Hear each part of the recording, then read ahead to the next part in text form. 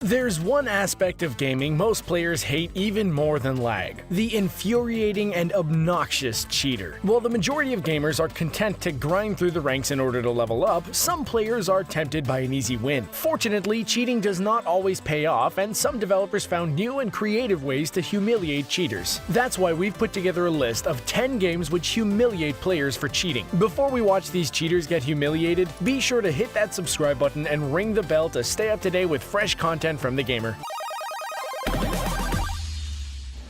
Number 10. Ark Survival Evolved. Gameplay in Ark hinges on the open world in which players can encounter other gamers. Since one of the main goals is survival, working alongside others and creating alliances is a surefire way to fend off imminent death. If a player is lucky, they'll only come across friendly gamers who are well equipped and interested in teamwork. After all, surviving for as long as possible is definitely better than losing the game immediately. There are also other types of players hell-bent on creating destruction wherever they go. In a game like Ark, a player like that could ruin the entire game for everyone. In Ark Survival Evolved, a player going by the name Ricky was ruining everyone's good time by using a series of slurs and being generally abusive. He wasn't technically cheating, but he was certainly going out of his way to destroy the other player's experiences. The players opted to lock him in a wooden cage until he behaved. The best part is the developers outlined how to hold another player hostage in their FAQs. Since players can't commit suicide and respawn, Ricky was trapped until he decided to play nice, and his captors fed him so he could not die naturally. After 10 hours in a cell, Ricky decided to behave. Number 9. Banjo-Kazooie. A certain level of cheating was allowed in 90s games. Cheat codes and game genies were available for most players, so getting a small boost in a game wasn't entirely unheard of. In fact, cheat codes are included by game developers and are intended for players to use. Banjo-Kazooie had its fair share of cheat codes which were allowed by developers. Since some cheat codes were standard, they probably figured every gamer would boost their gameplay at least a little bit. Now, the Game Shark was a cartridge created for the Nintendo 64, and it allowed players to load up on cheat codes. Once the Game Shark was filled with as many codes as a player wanted, they could simply use the Game Shark to load cheat codes onto a console's external or internal memory. When players loaded the actual game, it would apply all the applicable cheat codes. Banjo-Kazooie developers must have thought that this went too far. To combat this, if the game recognized the player was entering too many codes, Gruntilda would appear and warn the players against cheating so much. In fact, she threatens to erase a player's saved game file, and no, she is definitely not playing around. If that's not a cheating deterrent, we don't know what is. Number 8.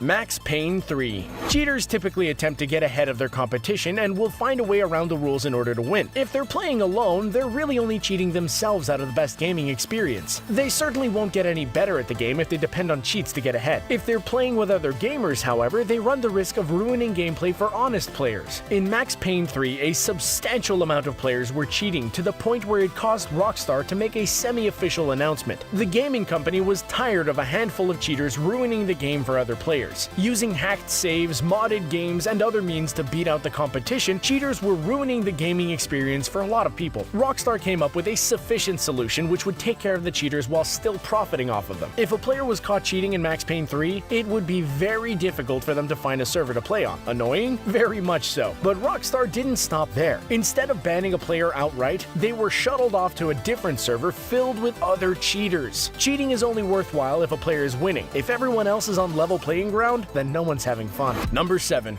Animal Crossing. Animal Crossing is probably the last game anyone would associate with cheating. After all, it's supposed to be a laid-back, fun game for all ages. The only cheater in this game should be Tom Nook with his outrageous prices. So how could a player cheat in a game like Animal Crossing? Most players are aware of resetting a game in order to take back some previously made poor choices. Paid too many bells for that apple-shaped television? Of course! Simply turn the game off without saving it and go back to square one. While this doesn't exactly seem like cheating, Animal Crossing begs to differ. Once the game is restarted, players will be welcomed back to their town by Resetti, an angry mole who lectures gamers on being rude. Apparently, Resetti considers setting the clock back the most offensive action a player can take. If a gamer continues to reset the game in order to mess with the progress of the game, they will be met by Resetti once again. Resetti will lecture players every single time and grow increasingly more angered with each reset. Eventually, Resetti will force the cheating player to issue an apology if they reset the game too many times. This mole sure does make mountains out of molehills. molehills. Number 6.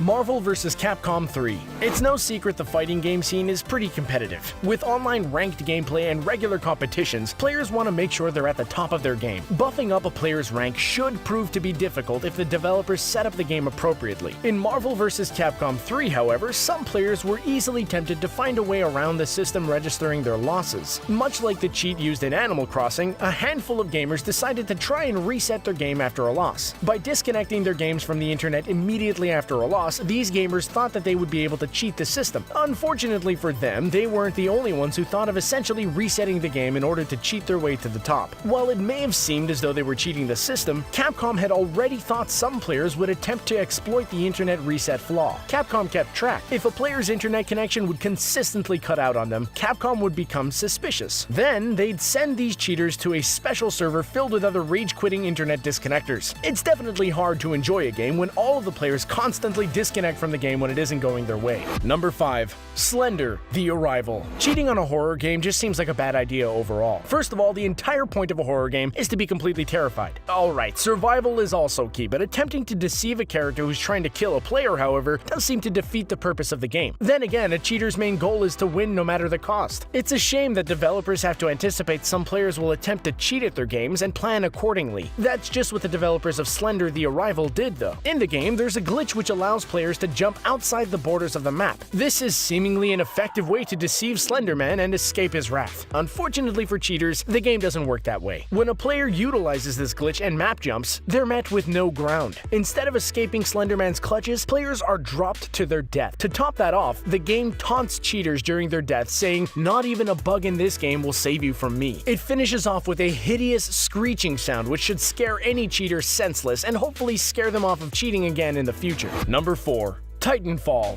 What is it with first-person shooters and cheaters? If a player can't progress their skill level in-game, perhaps they should reconsider their preferred genre. Players who spend countless hours training in order to compete in their favorite first-person shooters should not be tortured by aimbotting cheaters. Nevertheless, this is an issue which seems to continuously follow the first-person shooter community. Whether it's Counter-Strike Global Offensive, Overwatch, or Titanfall, it seems like aimbotters pop up enough for the developer to take notice. If honest players are lucky, these cheaters will be caught and punished accordingly. Now that's precisely what EA did when a cheating epidemic caught their attention. Instead of banning cheaters outright, EA decided players using aimbots and other cheating methods would probably benefit more from rehabilitation. Cheaters were forced to play against other cheaters only. To ensure that cheaters weren't tainting the rest of the community, if a player wanted to play with their friend who was a cheater, they'd be stuck playing with cheaters too. Sure, they could still play the game, but getting a huge dose of their own medicine more than likely diminished their good times. Think of it like quarantine for aimbots. Number 3. Witcher 3. As most players know, getting in-game currency can be a bit tedious at times. Why would anyone want to work for virtual currency after a long, hard day at the office earning real cash? Well, that's where cheaters come into play. Some cheaters are looking for an easy way to gain currency without a lot of effort. Witcher 3 players found an easy way to make cash. Killing cows and selling their leather garnered a decent amount of pay. But the problem was, a player would have to wait an hour in Witcher time for the cows to respawn so they could cull the herd again. Seems fair enough. But some players decided to milk this cash cow for all it was worth. By skipping forward an hour in time, cows would magically reappear only to be mercilessly slaughtered all over again. Unfortunately, the developers weren't too impressed by the endless slaughter of cows. The developers decided to unleash some wrath on cow killers. Cheaters who take out too many cows will be met by the Bovine Defense Force Initiative. No, this is not some troop of armed guards. It's a giant cow monster which stomps cheaters into the ground, and they don't stop coming either. If endless cow monsters don't stop a cheater in their tracks, nothing will. Number 2. Legend of Zelda: Link's Awakening. Link is generally considered a good character. He goes out of his way to help people, defeats enemies, and leads a noble existence whenever possible. When cheaters come to mind, he's not the first character people would suspect being used for evil. The intentions of the character can be ignored by cheaters, however, and this leaves Link vulnerable to temptation. He's capable of stealing throughout the franchise, but this doesn't mean that every player will allow him to do so. In Legend of Zelda: Link's Awakening, Link can enter the town tool shop in Maybe Village. Once there, he will most likely be tempted to buy a bow, but the price of 980 rupees is just too steep. Players who are less than honest may be tempted to steal the bow, but it's really not worth it. Once Link turns to a life of crime, he's forever labeled as a thief. Literally. Whatever name was chosen for him in the beginning will be replaced with thief, and every NPC will address him as such. If Link attempts to enter the town tool shop again, he will be instantly killed by the shop owner in an electrical attack. It just goes to show that crime never pays. Number 1. Grand Theft Auto 5. It seems kind of hypocritical for a game in the Grand Theft Auto series to be against cheating. After all, it's a game whose entire gameplay is based on the life of crime. The title is named after a crime. Killing's to be expected. Theft is pretty standard, so cheating is probably the least of these characters' concerns. Nevertheless, cheating is frowned upon in the Grand Theft Auto community. Perhaps there really is honor amongst thieves after all. If a player is caught being a bad sport, the game takes notice. Blow up another player's car multiple times? Rage quit on group missions and leave the team hanging? Those aren't principles the game wants you to have. For starters, the game attaches a dunce cap to a player's head to send them a message. Their behavior is stupid and it makes them look stupid. If that's not enough to change a player's salty attitude, the game has other means of punishing people. A player can glitch their single-player mode car into online mode. It's technically cheating and the game doesn't like it. It'll give the player a small window to enjoy their victory until it unleashes an explosion and blows the car and player to bits. Who thought cheating in a game about crime would ever be an issue? Not us. Have you ever lost a game to a cheater? How do you think that cheaters should be punished? Let us know in the comments, and as always, don't forget to check out our playlist. Thanks for watching.